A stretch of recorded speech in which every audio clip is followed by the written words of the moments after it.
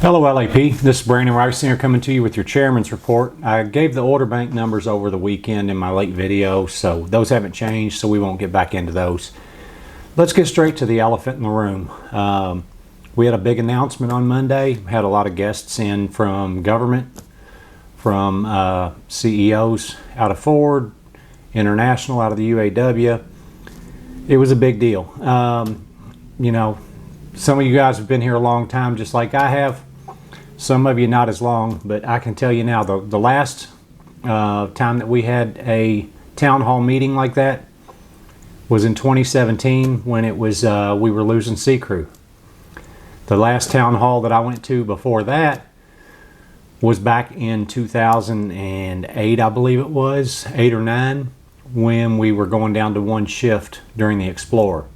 So to have a town hall that is good news, big news, exciting news for the plant was a nice change of pace for me.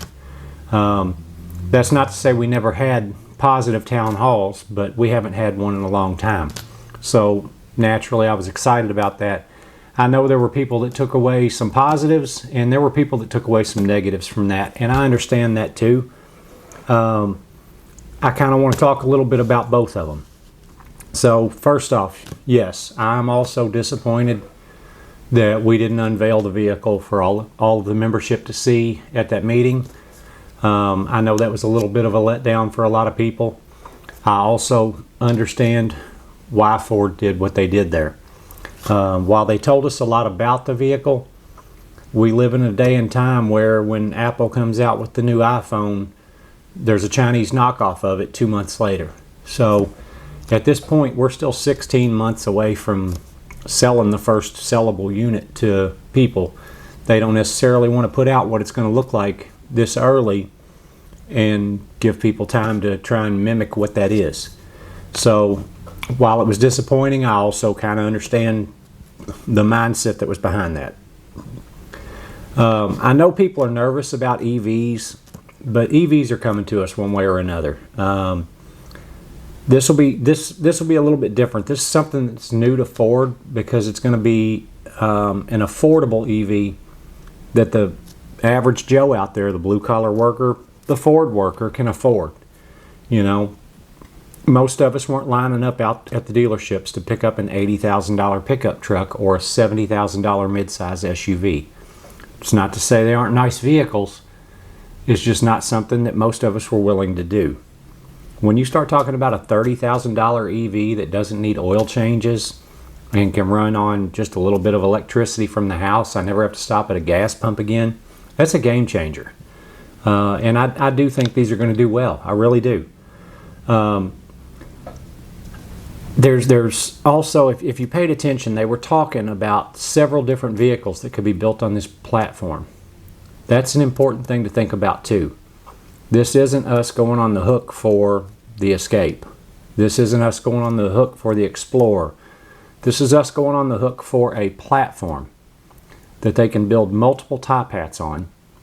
We could end up with a truck, an SUV, a van, who knows. There's a lot of different possibilities that can fit this. We can build one of them or we can build many of them at the same time. This new manufacturing setup, which they explained to us on Monday, will make it much easier actually to build more than one vehicle on the same line. So these are all important points that are actually really good to us. If you go back and look at the national contract, pull out your highlight book. We were really thrilled to come back and be able to say we got Ford to commit to a $1.2 million investment at LAP. And that was a big deal. $1.2 million was going to keep us alive and keep us in good shape. But if you pay attention to what they were talking about on Monday over and over, they talked about a $2 billion investment. For Ford to go 66% over what they were contractually obligated to, an extra $800 million, tells you they are committed to this. It tells you that they are serious about it and that they want Ford to build something exciting here in Louisville. We're going to be the most advanced plant in the Ford system, not just in North America, not just in the U.S., in the Ford system. we're going to be the most advanced plant. Some of those advancements are automation, and I know automation is not usually a good word to UAW workers. It's not. Automation replaces jobs. We don't love that. But the technology is going to allow us to stay alive in the future. We've got to figure out other ways to bring jobs back in, and some of that was talked about too with insourcing. And we're bringing stuff back in that may have gotten assembled before it got to us before, that we're going to be doing at the plant now. So it's not all doom and gloom. The moment that probably scared people the most was when they said 2,200 jobs. It was said more than once in the presentation, and as most of you all know, our head count right now is right around 2,800. I'm going to go ahead and say now, on that 2,200, I'm not real positive where that number came from. I don't believe that to be our real all-in number. In discussions that I've had with multiple parties about what the future looks like, about what we're going to be doing staffing-wise, I don't think it's real. I believe that was either an earlier target that they had set, or it did not include trades, or it did not include the AWOL coverage. Whichever of those three it was, that number wasn't completely accurate. Now, are we going to have less people when we come back than we've got now? Yes, I believe so. I do. I think we're probably closer to about 300 over where we're going to need to be right now. Now, that being said, I don't think anybody's going to lose their job. Nobody's going to be going to the street. So I want to look at you guys right now and tell you, I had somebody ask me yesterday, should I be out looking for a job? I'm going to give all of you all the same answer that I gave that person yesterday. You should not be out looking for a job unless you don't like this one. Plain and simple. If you like working here, if you want to continue to work here, you're going to have a future here. Plain and simple. Nobody's hitting the streets. Nobody's going to be sitting around on ILO wondering what happened. That's not what's coming. I touched on, I think probably 300's about what we need to get to where they're going to want us to be afterwards. We had 69 people sign up for the SRIs. So that takes a chunk of it out right there. We're currently having discussions to hopefully get some opportunities for folks who left their homes and came down to us in 2012 or even earlier from Ohio, Michigan, Kansas City, wherever it might be, that would like to get back home. We're having conversations to hopefully open it up for some of those people to have the ability to do that. Obviously don't have details to put out on that yet, but that is something that we are currently having discussions on and hope to procure. KTP is also in discussions right now trying to attain the same SRI packages that we got. We think that's probably going to be something that they can work out. So worst case scenario, I think there is a chance that people could, the lowest could get forced to KTP. I can't sit here and say it could never happen. Now, the reality of that, I'm going to go ahead and tell you, in 2017, when we lost C-Crew, they opened up for people to move over to KTP. We had people that wanted to go to KTP that were not able to because they didn't make the cut by seniority. I think that's probably what we're looking at again. No, I don't think a bunch of 30-year guys are going to head over to KTP. But I think we've got some folks that have a few years in that either live out on the other end of town. You know, maybe they're 5 minutes from KTP. Maybe they're in LaGrange and they drive past KTP coming here every day. Maybe they want a 4-day-a-week work week, 3-day weekend. You know, I get that too. I've heard that before. Maybe they just don't like me, and that's okay too. If that's why they want to go to KTP, we're going to help them do that. But at the end of the day, I think there are going to be opportunities offered. I don't think anybody's going to have to get forced to leave LAP that doesn't want to. So I just kind of wanted to hit on all of that because there has been a lot of anxiety over that number. There was some anxiety going on before that presentation, you know, because everybody's nervous about what the future is going to look like. So wanted to go over that a little bit, and I'm going to say this just one more time for those in the back. Don't go looking for another job unless you just don't like this one. Plain and simple.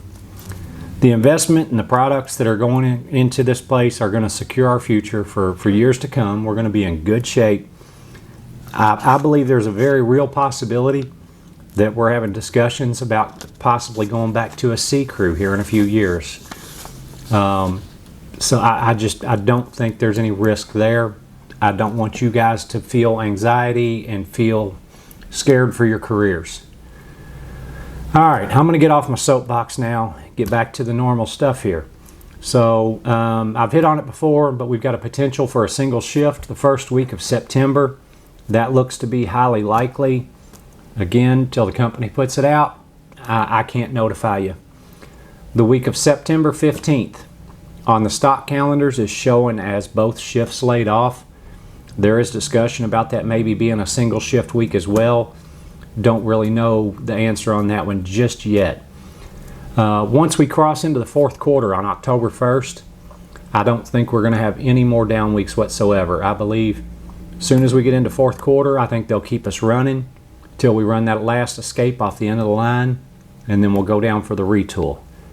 As of right now, they are stock protected through December 9th. So December 9th would be the last day that we would be looking at working if they stay on that schedule.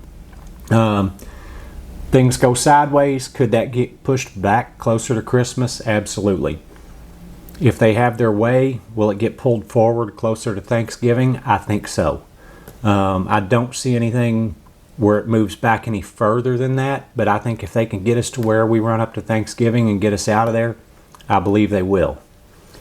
Night shifts laid off this week. Night shifters, don't forget to request your unemployment this coming Sunday. Do not request before then. And when you request on Sunday, double check the dates it's given you. Make sure you're requesting for the right week. Here lately, we've had some people that have hit for the wrong weeks, and it's causing an overpayment they're having to deal with the unemployment office. Also, want to go ahead and give night shift a heads up because we've seen it this week.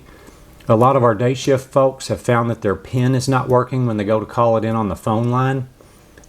Something in the system reset the PINs. I went in there and tried mine, and mine's doing the exact same thing.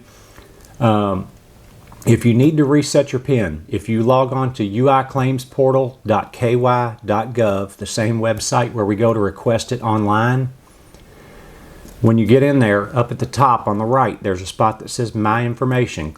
When you click on that, it drops another menu down. Choose Personal Information. Once you choose Personal Information, there's going to be one of the options down there. I think it's on a computer screen at least, it's the bottom right. There is a blue box that says Update PIN. You click on that, you'll enter whatever PIN you choose it to be twice, and you should be able to reset your PIN to something that you can remember. Pick something easy. You know, I tell a lot of people, use your birth date as month, you know, a 2-digit month, 2-digit day, 2-digit year. Use your kids, use your wife's. You can use an address, whatever works for you, but pick something that's easy to remember. Also, don't forget we've got a union meeting next Tuesday, the 19th. And that's going to be at the LAP Hall at 1 p.m. and 6 p.m. Hope to see you all there. And that's all I've got. We'll see you next week. Thanks.